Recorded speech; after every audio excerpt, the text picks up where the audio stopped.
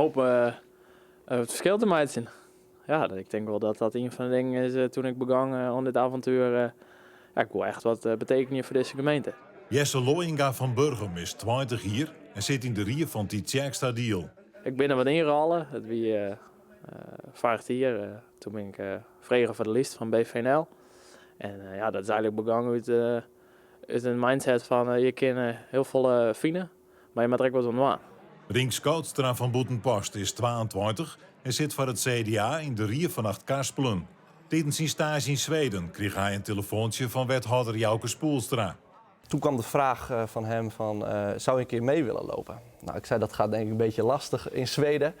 Maar er was coronatijd, dus alles was veelal online.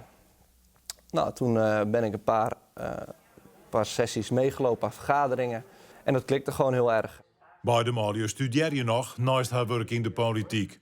Ja, op zich is het wel te combineren. Ik leer ook een soort van mijn gemeente reedswerk. Beleid lezen is toch soms wat dreger dan schoolstaf. Ik heb nu wel wat vertraging opgelopen. Maar op zich vind ik dat dan wel weer prima ten opzichte van wat ik hier beteken voor de gemeente. Dus daar haal ik ook weer heel veel energie uit. En ik leer hier ook ontzettend veel van dit werk. Dus ik vind het alleen maar een plus. Zij jong in de politiek is van beide even wennen, maar ze zullen net ons wollen. Je mag elkaar even wat onvielen. De ene zei dat we moeten wat langer doen en dan zeg ik bijvoorbeeld, maar ik kan misschien wel wat sneller. En dan moet je daar mooi minder bij in vinden. Dan moet je je betogen houden. Moet je mening goed onderbouwen. En dat kan soms spannend zijn, omdat ogen op je gericht zijn. Maar ik denk dat het tot nu toe goed gaat. En ik heb er veel plezier in.